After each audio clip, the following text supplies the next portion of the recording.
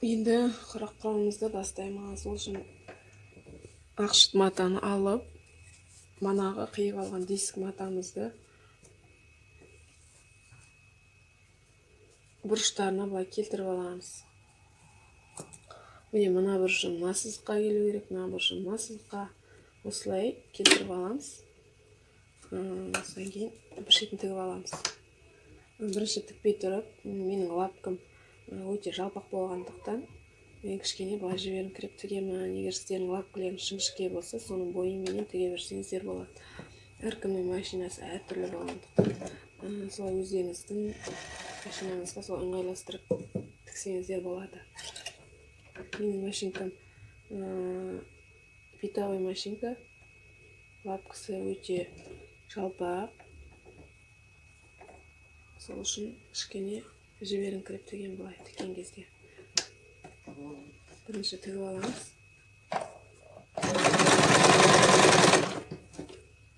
Екіншісінде уже матаны қойып тікпете береміз. Матаны қоймай тұрып, бірінші қолымызбен көреміз. Матаның екі несі болады, тігі болады. Беткен кезде тігі жатады, беткен кезде көтеріледі. Бізге бастаған кезде тігінің жататын жағынан бастап тік бастаймыз. Әр тіккен сайын солай қолымызбенен қарап отырамыз, болмаса жан жаққа дөніп, неңіз кірпішеңіз әдемі шықпайды. Сол үшін тіктерін бір жағына қарап тігеміз. Одан кейін мынандай қайшы қолданамын. Үлкен қайшы ыңғайсыз. Чепчиктеріңіз болса, чепчик қолдансаңыздар болады. Менде чепчик жоқ. Мен осындай кішкентай қайшы қолданамын.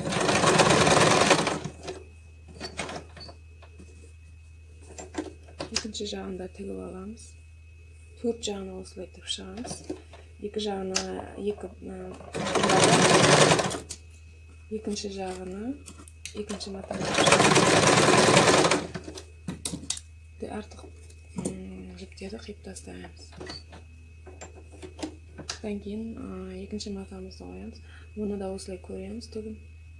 Тігі төменгі жағынан бастаймыз.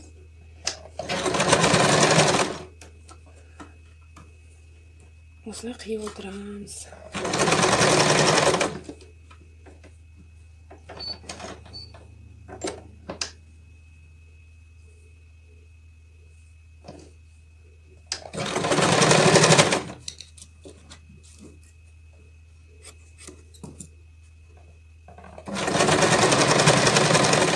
Жағын тігіп алдық. Енді бұрышымызды қоямыз. Ол үшін мана қиып алған бұрышымызды осылай қойып, мына жақ бұрышынан, мына екі бұрышынан кішкене шығарыңқырақ қоямыз. Кеттай шығып тұрса болады. Одан кейін мына бұрышына қараймыз. Бірдей болып тұру керек. Одан кейін көзбен көреміз ғой, мына төрт бұрыш болып тұру керек қараған кезде. Кішкене шығып тұрса жарайды. Одан кейін жайлап тігеміз. Жібін қиып алып тастаймыз.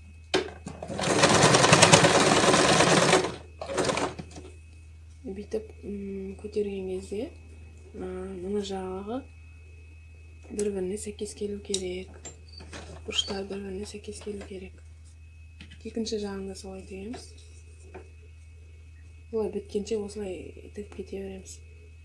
Міне қараған кезде тағы бір көрсетіп өтейін. Мына жеңі, мына екі шетінен кішкене шығып тұру керек тіккен кезде. Одан кейін мына бұрыштар бір-біріне сәйкес келу керек.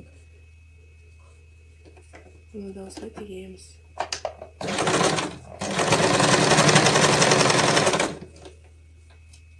Осылай көтерген кезде былай жандары сәйкес келіп, үстін жауып тұру керек астыңғы матаны.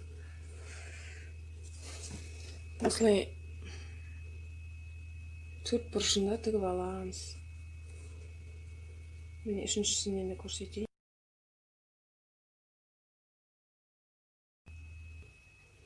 Төрт бұрышында тігіп алдық. Енді екінші қатарын тігеміз. Астындағы мата қызыл болғандықтан қызыл түсін қоямыз. Астындағы матаменен бірдей қылып тігеміз. Үстіндегі сары матаға емес, ең астындағы матаның бойымен тігеміз.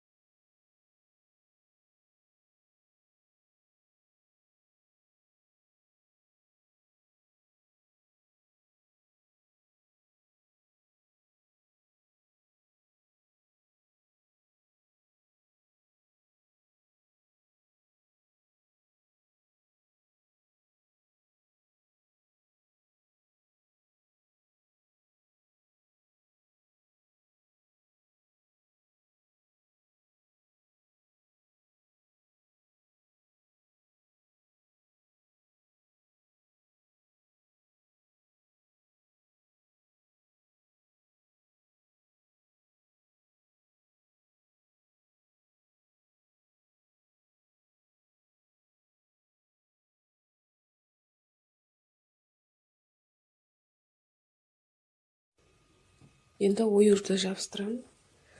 Қалай оюды қалай жабыстырамыз паутинкаға, флизеленге не осындай ою істеп шығаруымыз керек.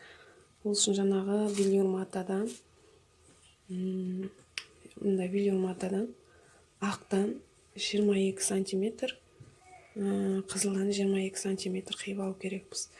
Енді мен уақыт өткізбеу үшін алдын ала дайындап алдым, қиып 22 сантиметр. Ұзындығы 22, ені де 22 сантиметр қиып аламыз. Содан кейін қызылдан да осылай қиып аламыз 22 сантиметр. Енді қызылға паутинка жабыстырамыз, қызыл матамызға.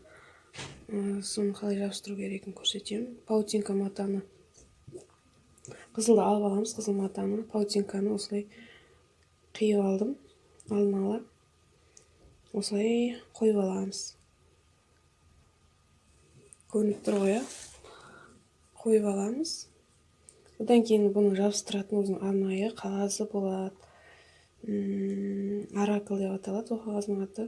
Обой, бір жағы жабысатын обойдың қағазы. Осындай қағаз, бір жағы жылтырақ, бір жағы осындай дәптер не сататын жерлерде сатылады, канцелярский магазиндерде.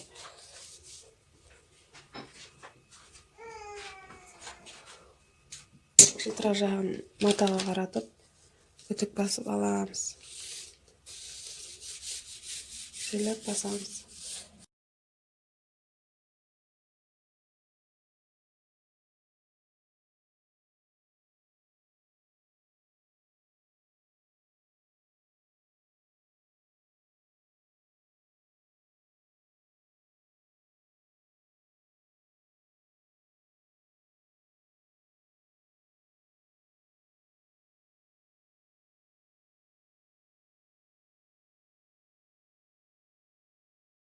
Ақ матаға флизелин жабыстырамыз. Ақ матаның артқы жағына флизелин жабыстырамыз.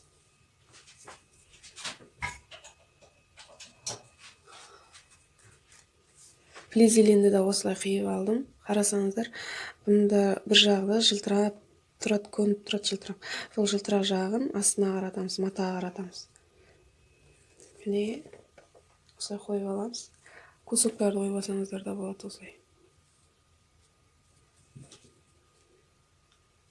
Екеуін көрсетіп берейін бұдан да. Жылтырақ жағын астына қаратамыз.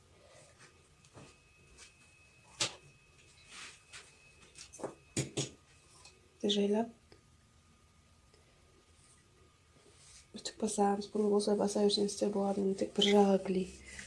Матаға жабысатын жағы клей. Бұл мата тіккен кезде оюды қаттастап тұру үшін жабыстырамыз.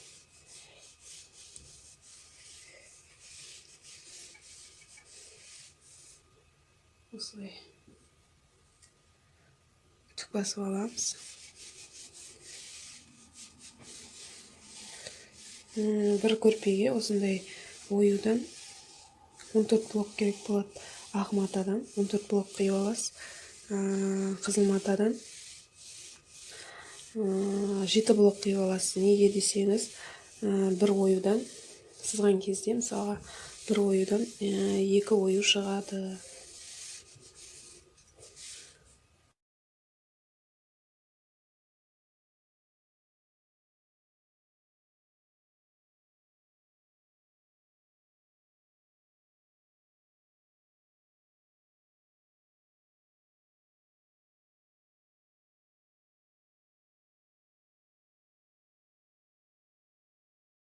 Енді манағы паутинка жабыстырған қызыл матамызды алып, ортасынан осылай сызып аламыз. Біздерге ою сызған кезде керек болады.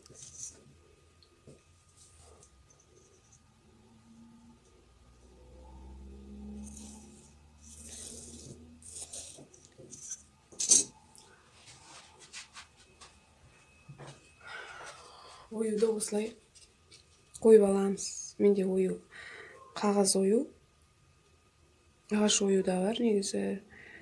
Қисық сияқты. Негізі осылай неден қиып алсаңыздар да болады, қағаздан. Менде ағаш ою бар. Мына сызық, бұрышы мына сызыққа дәл келу керек. Барлық жағын қарап аласыздар солай.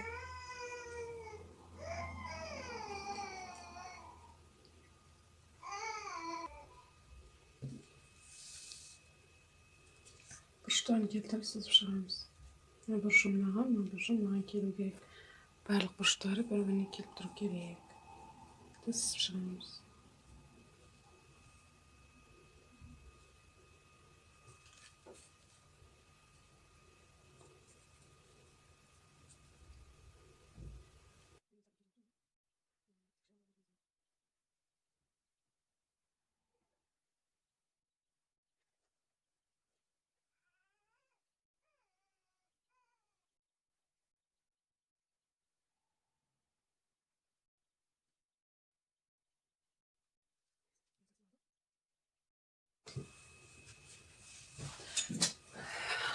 Енді кішкентай қиышын қиып аламыз. Бұрышынан бірінші қиып аламыз, бүйтіп.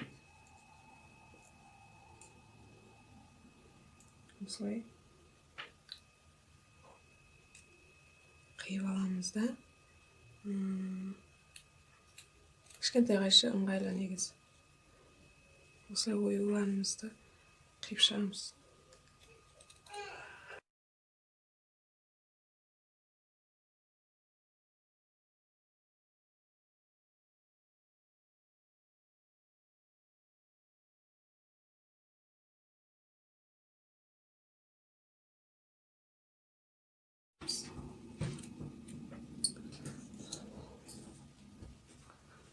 Енді ақ матаны аламыз. Манағы қиған матамызды, қызыл матамызды осылай үстіне қойып шығамыз.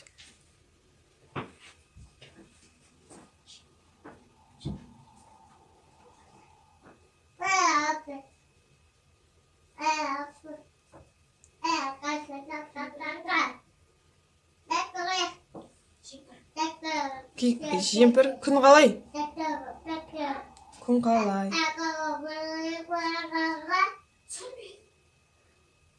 Жемпір, курткасы бар ғой сол жерде кигізші. Куртка киеме? Иә, кизе бер. Енді екінші оюымызды теріс жағын орнатамыз.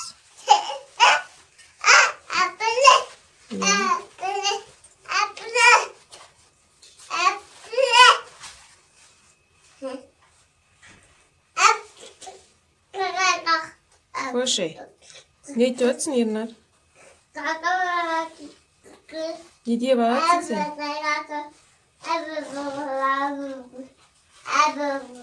Енді екінші ақ матамызды үстіне осылай теріс жағына қоямыз. Не папа? Енді үтікпен басамыз, ол үшін пар керек. Мен үтігімде пар болмағасын, бұрынғы үтік болғасын, марлы қоямын. Су марлы қоямын, ызғар. Сөйтіп осылай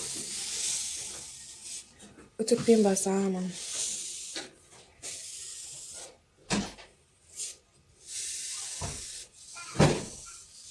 Енді бұрынғы үтік болғасын, пары жоқ.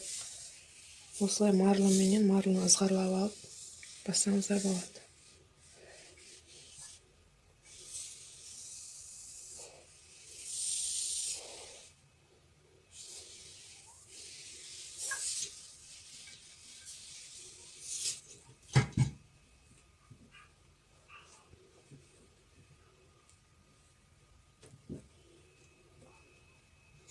Екінші жағын осылай басамыз.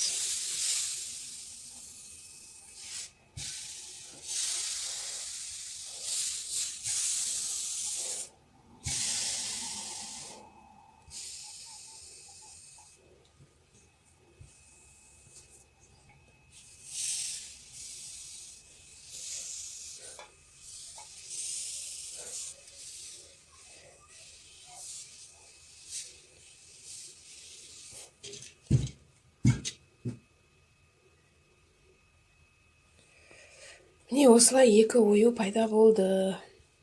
Осылай бәрін 14 блок шығарып аласыздар. Енді бұны тігеміз. Настройка жасап аламыз. Ең бірінші екіге қойдым, зигзагке қойдым, мынаны үшке қойдым. Осы оюды тігу үшін бірінші настройка жасап аламыз. Кім?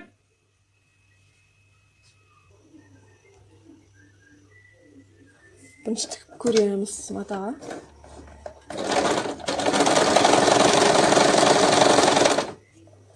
Міне осындай тігіске тігейін деп жатырмын. Егер сіздерге ол тігіс ірі болып тұрса, кішкентай мындай арасы жақын қылып тігетін болсаңыздар, 3-ке 4-ке қойып алсаңыздар болады. Мына жағындасын мен мана 2-ке қойдым ғой.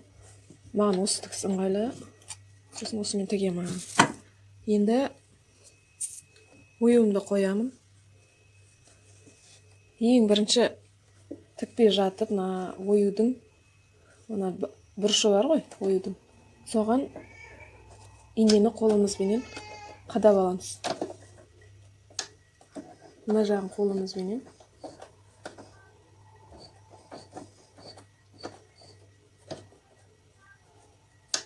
Бұрышына қадап аламыз. Оны жайлап тігеміз. Тіккен кезде мына тігісіміз мына ненің жаныменен дәл түсу керек ине. Былай шығып кетпеу керек ағына қарай. Жайлап қарап отырамыз тіккенде.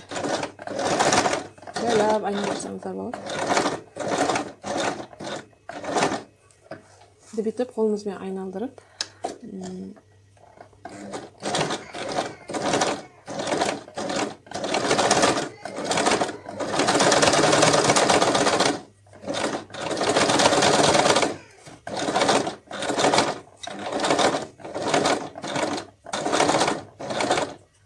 бұрышына келген кезде де осылай қолымызбен бұрап, инені кіргізіп аламыз. Бұлай несін көтеріп, бұлай қойып аламыз.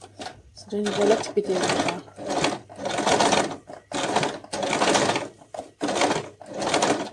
Қолымызбен жайлап бұрып отырамыз. Ақтан шығып кетпеуін қадағалап отырамыз.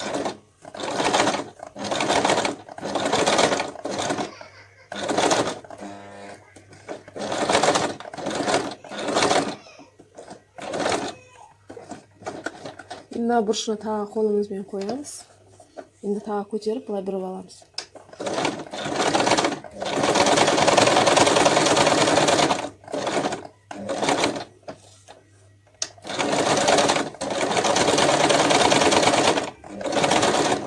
Бұлай қолымызбен инені бұрышына қойып тұрып, бұлай бұрып аламыз. Мынаны түсіреміз, лапкасын. Сосын тағы да тік кетеміз. Әр бұрылатын жеріне сөйтіп тоқтап аламыз.